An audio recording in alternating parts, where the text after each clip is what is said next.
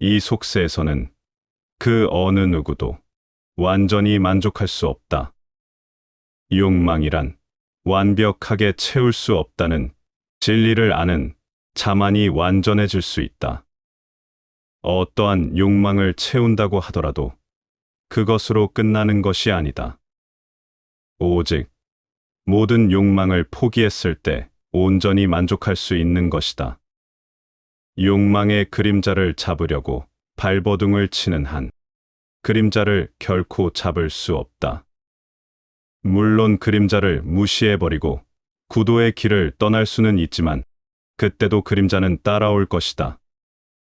욕망을 지녔다면 항상 불만 속에서 살아갈 수밖에 없다.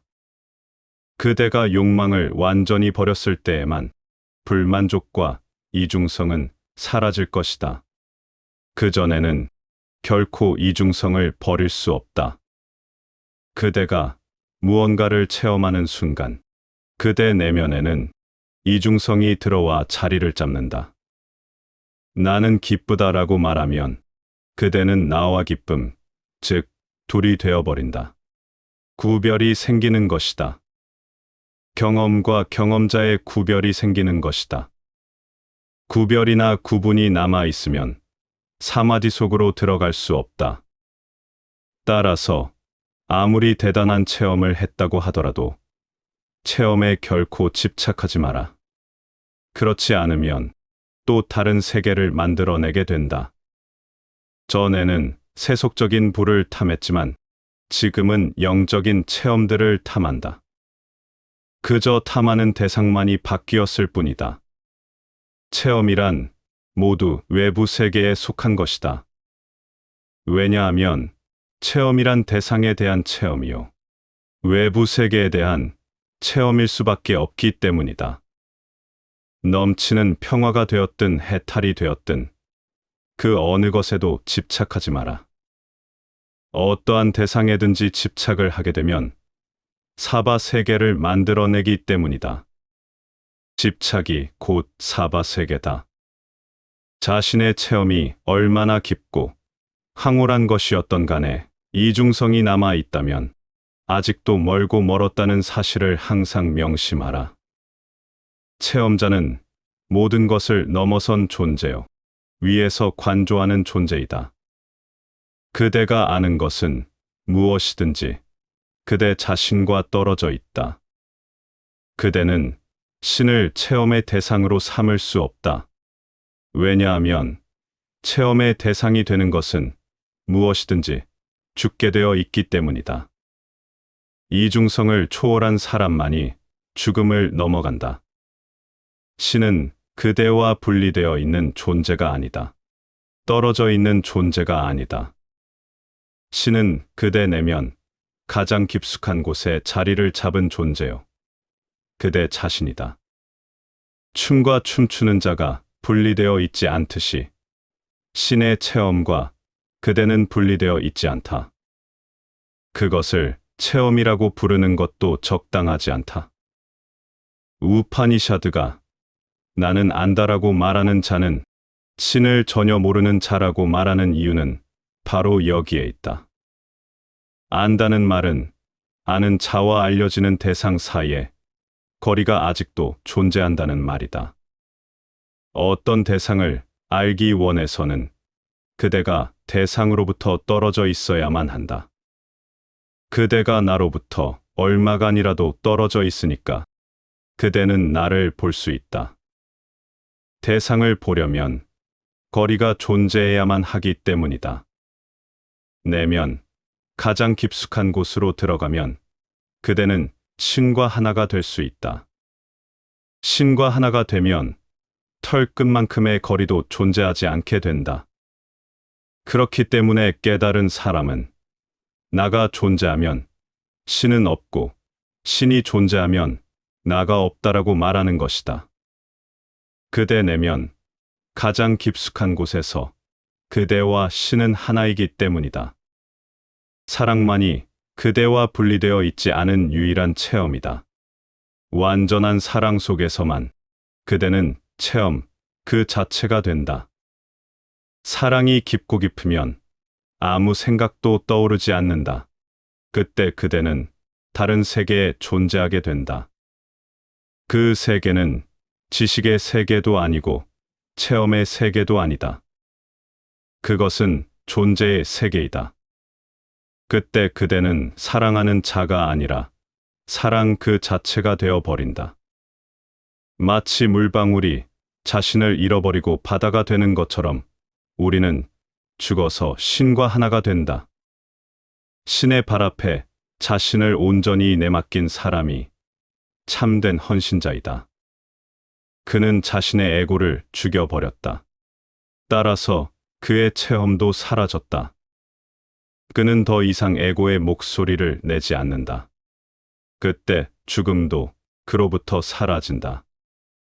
그때 헌신자는 더 이상 존재하지 않기 때문에 죽어야 할 주체도 존재하지 않는 것이다.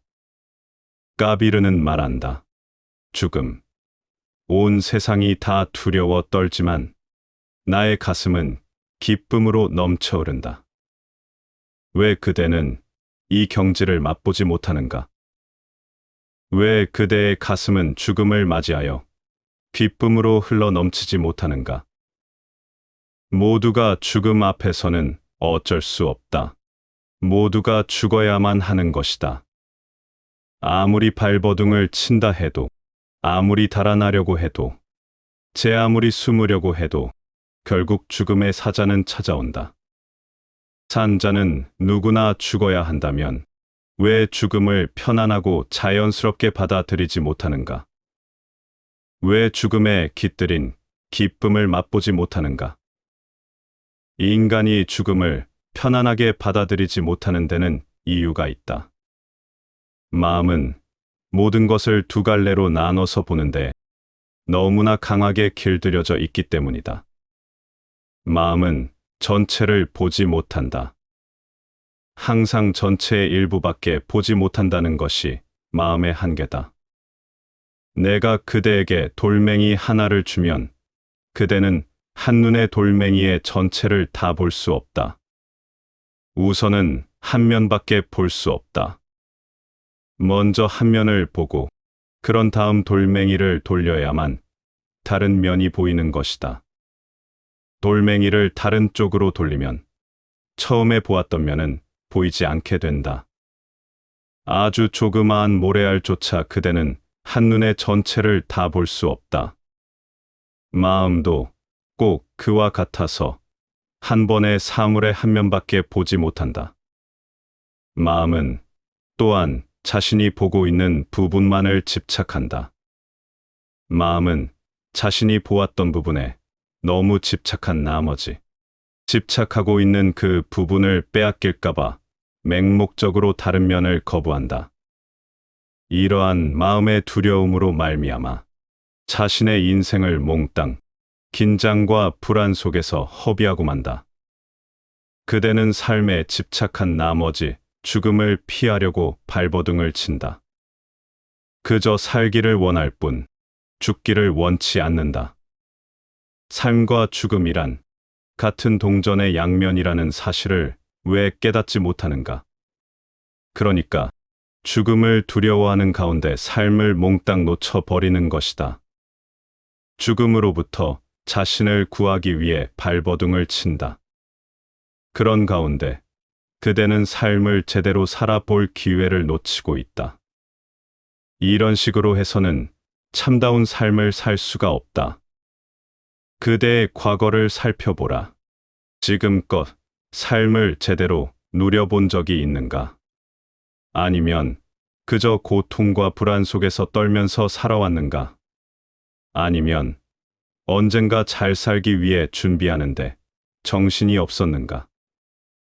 어떻게 하면 제대로 삶을 살 수 있는가를 배우고 그렇게 삶을 살았다면 그대는 거의 틀림없이 죽음이란 인생에서 피할 수 없는 한 부분이라는 것을 깨달았을 것이다.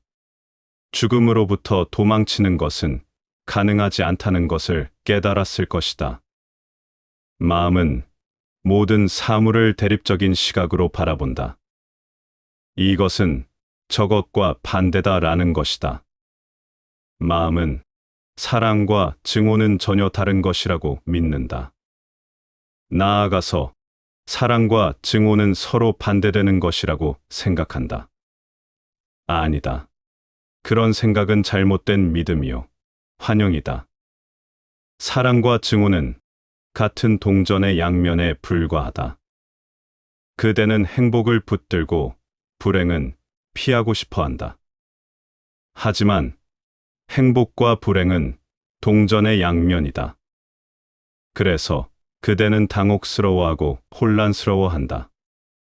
이러한 혼란스러움은 그대 마음 때문이다. 세상 때문이 아니다. 마음이 사물을 바라보는 시각에 문제가 있다. 마음의 시각은 부분적이고 불완전하며 편파적이고 편향적이다. 그대가 전체를 한눈에 바라볼 수 있을 때 그대는 세속으로부터 해방된다. 그때 그대는 죽음을 기꺼이 맞이할 수 있게 된다. 삶과 죽음이란 똑같은 현상에 대한 두 개의 다른 이름에 불과하기 때문이다. 둘은 한 강의 두 강둑이기 때문이다. 따라서 삶에 집착하지 않는 사람은 죽음을 두려워하지 않는다. 삶에 집착하지 않는 사람은 사는 법도 알고 죽는 법도 안다. 그는 삶에서뿐만 아니라 죽음으로부터도 행복과 기쁨을 수확한다. 까비르는 삶은 자신에게 감로수를 넘치도록 부어주었다고 말한다. 죽어 나 자신을 무아경에 온전히 내어줄 날은 언제인가. 까비르는 삶과 죽음, 둘 다를 알았다. 그리고 이제는 죽음을 체험할 준비가 되었다. 죽음은 삶의 끝에서 오는 것이다. 그래서 삶이 독특한 것이라면 죽음은 더욱 독특한 것이 될 것이다. 죽음은 삶의 절정이다. 죽음은 삶의 최고봉이다. 삶 속에서 그러한 행복을 성취했을 때 평범한 삶으로부터 그렇게도 많은 비밀들을 캐어냈을 때 그대는 삶의 최고봉에 이를 것이다.